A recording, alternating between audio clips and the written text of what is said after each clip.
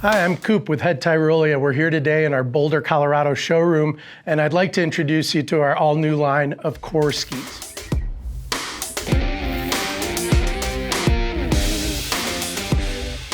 When we're discussing Kore skis and when you're looking at Kore skis, probably the first question you have is what separates Kore from the rest of the market as far as free ride or all mountain skis go. And that undoubtedly is the weight to performance ratio that we strike with these skis. Stereotypically, when you talk about lightweight skis, you talk about skis that are nervous, that don't feel particularly damp and smooth on snow. You're usually sacrificing performance traits to get to that reduced weight. And that's where Kore came into the market 2017-18 and really changed the game with freeride skis.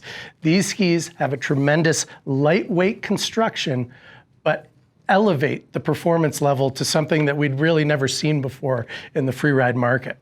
So let's talk about how do we achieve that lightweight construction while maintaining or even elevating the performance to a level that really suits you as a skier. And we start with the construction of the ski, which is a wood core construction. We use a poplar and Karuba combined wood core that gives us a nice damp, stable, stiff wood core. We then sandwich that wood core in a true sandwich construction between two layers of triaxial woven carbon.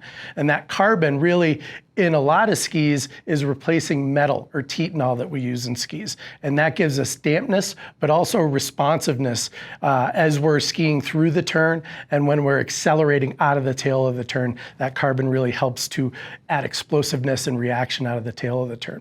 We then sandwich that carbon between layers of fiberglass, and in the tip and tail in particular, we use graphene embedded in the fiberglass to thin that area. When we talk about freeride skis, we talk about lightening the swing weight of the skis. We want that ski to really be maneuverable in chopped up snow as well as be stable in hard snow. And by lightening the tip and tail with graphene, but stiffening that fiberglass as well with the graphene, we can go ahead and achieve those results. On top of that, we use a progressive chamfer throughout the ski. And if you notice in the narrower skis, the 87, the 93 skis, that progressive chamfer is a little bit steeper. It's a little bit more vertical in the narrower skis.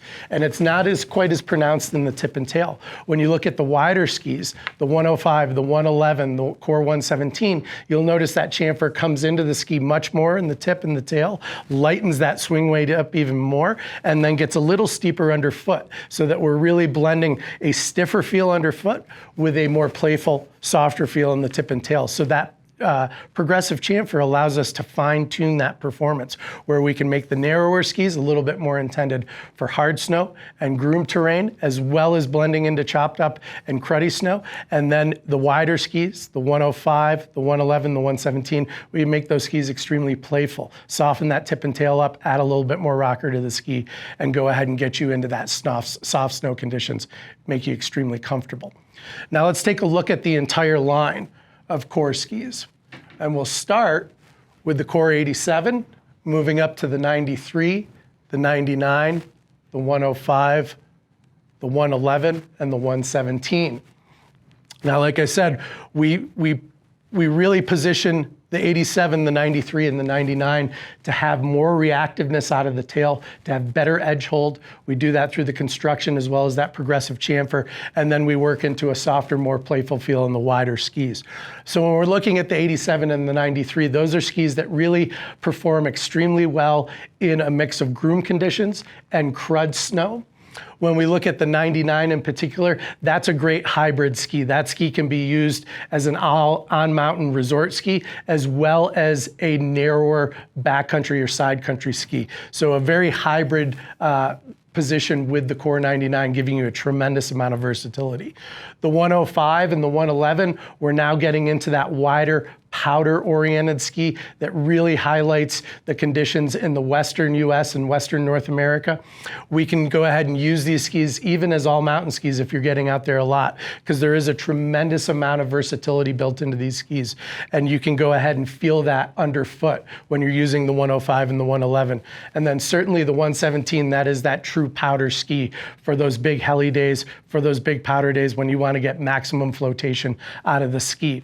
When we look at the construction of the skis going from narrow to wide, we also change the tip profile as well as where the widest part of the ski is. So you can see in the Core 87, the widest part of the ski is much further up. As we go wider and wider, we bring that ski, add progressive tip shape to the skis, and bring that wider part further down. That also matches the rocker profile. As we get into the narrower skis, there's less rocker in the tip and tail. As we get into the wider skis, we expand that rocker while combining it with a side cut that's pulled further back in the ski. So less effective edge in the wider skis, more effective edge in the narrower skis, less rocker in the narrower skis, more rocker in the wider skis, really positioning the performance and fine-tuning those skis for the individual conditions that they're designed for. I urge you to check out the Core line for this season at your head authorized retailer. You can go ahead and accessorize these skis with our great Tyrolia attack bindings. There's no better binding to put on the Core skis, and certainly our all new Core line of boots. Check out our YouTube video on the all new Core line of boots.